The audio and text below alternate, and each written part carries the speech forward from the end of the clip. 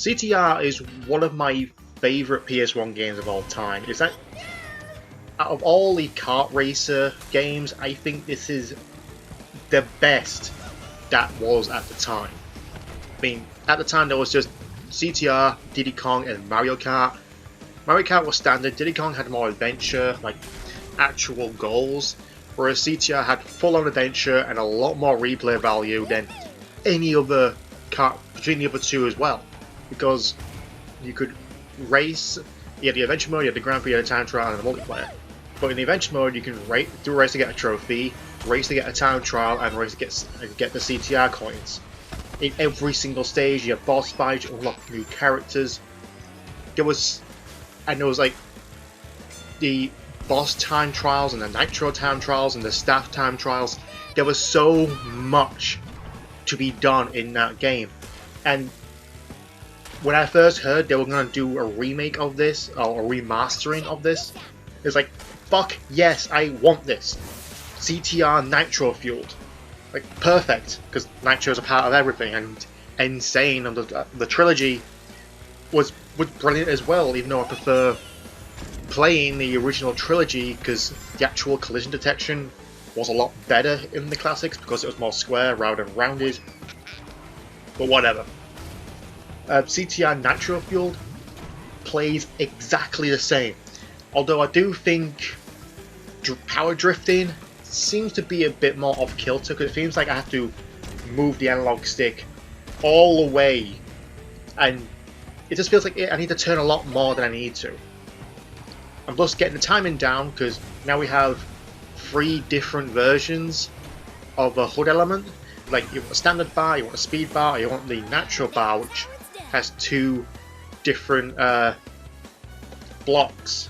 So say this is where you get the perfect super boost, because that was the most defining feature of the game, the super boost. You have to drift and hit the opposite drift button in order to get a quick boost in. And you do that 3 times, you get the best boost there is, and that gives you the best advantage ever. Nitro-Fueled doesn't feel as tight when it comes to that drifting, but playing it is the same because you have to hold down the X button. You can change that in the options, but it replaces the drift with the rear view camera with the X button, which is R2, and the X button would accelerate, R2 is rear view, and R1 is the right drift. But to change to rear would be square, the rear would be R1, accelerate would be R2, and drift right would be X. I looked at that and I tried it and went, yeah, not for me. So I'm using the classic style. But as far as the content goes for the game, it's like, Jesus, it's like, it's just going to remaster the game itself? No, they went above and beyond, because not only is the adventure mode, time trials and all that, there's 2 versions of the adventure mode. You can have it classic, which is just pick a character and you play that character for the entire game with the difficulty setting, which I think is medium, for the entire game. Can't change it. Whereas you have the Nitro-Fueled version, which has all the skins, all the characters, and there's 36 characters in this. I'll get into that in a bit. And a lot of skins as well. So you can have classic the way it was, or you can have Nitro-Fueled, which has all the unlockable characters, including characters that were never in the actual game originally, including some brand new ones. And you have these new skins, so if you want to play as a retro Crash, then you can. You want stickers on your card, you want the card to have decal, you want a different kind of paint job. It is, like with Team Sonic Racing, it is very customizable, but not to a point where it affects the stats. This is just personalization. So if you go onto an online race and there's 3 Crash Bandicoots, there's going to be a retro Crash Bandicoot, a remastered Bandicoot, and you have a black and white Bandicoot with a purple car and retro wheels, or a blue car, or a red car, or whatever. Very personal customization. The characters itself, I mean, you have Crash, Coco Engine, Cortex, Entropy, Dingo Dial, Tiny Tiger, Polar, Hura. I forget the last one. It's not tiny. No, it's gonna bug me. But that was it. But a new one, it has Papu Papu Ripperoo. There we go, Pinstripe. God damn it, I knew it would come back to me. But a new one has like characters like Entrance from the Game Boy Advance game, Crash Bandicoot 2 Entrance. You have the boss characters from Crash Nitro Kart, the second kart racing game, like Emperor Velo. But then you have but with the new remaster and considering it's Activision, there are seasons and events in the Grand Prix.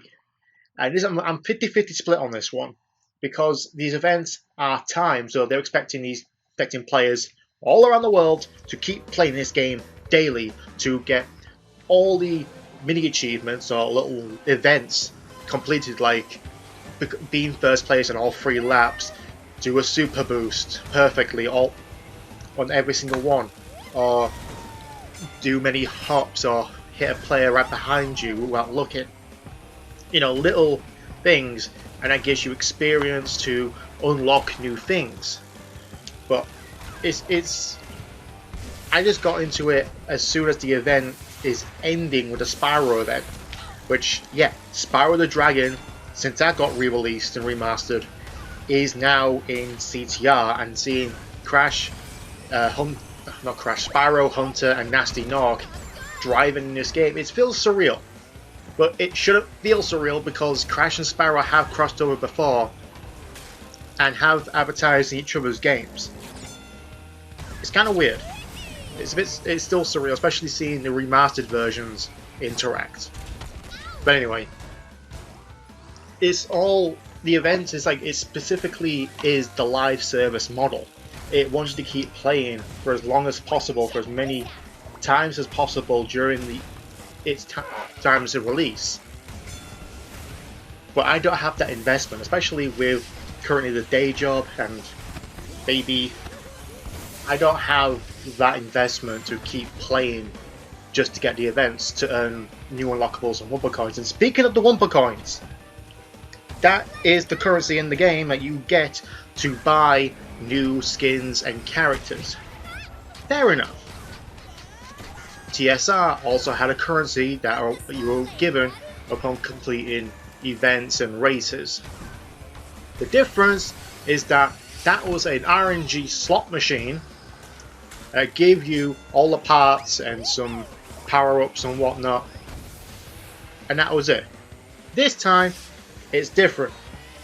Also in TSR, each of the RNG slot machine cost you only 10 coins, and you were given at least 25 coins minimum at times, or 5 if you fuck things up, to get a new part. So it wasn't randomized in terms of cost. It was just 10 race coins. There you go. What did you get? I don't know. On the reverse, with CTR, you see what you get, but it costs, from my example, 6,000 coins to get a new character. Okay, fair enough. How many do you earn per race? 50. At most, because that's the only highest number I have seen. 50 coins on one race. So, I would have to do at least 120 races if I get 50 coins maximum on every race to unlock one character, and that's if the actual price of that hasn't gone up or the actual menu hasn't changed to a new event in order to get a different character, which will probably have a much higher cost. It is bullshit. It is an artificial grind, and I hate artificial grinds in modern games. It just takes the fun away of everything. You know, if you're given 100 coins or so, at least 50 to 150 coins per race, depending on who you hit, how many times you were hit, and what tricks you did, what secrets you found. Did you get the trophy, the time trial? Did you get the time trial with the platinum relic? You should get more coins, but no, it is a bullshit system that works against you in order to make you pay for the premium currency on the PlayStation Store, which, to be fair, at least the price for the Wumpa coins actually equate to the amount of money you get, because it's $2.50 for 2,500 coins. It's $5 and then $10, but with the $5 and $10 you get an additional amount, small amount, like, oh, you get 2,500 plus 50 more coins. Get 10,000 coins plus an additional 100 coins. It's still bullshit, and you know it. Plus the insidious fact that you put the microtransactions in after the game's release and all the reviews are out. So essentially, the store, or the pit as it were, is bullshit. And considering some people have some completionist, some obsessive compulsive disorder to get all the skins and characters and decals, they're gonna want to get that, and I don't want to spend the entire time grinding on races.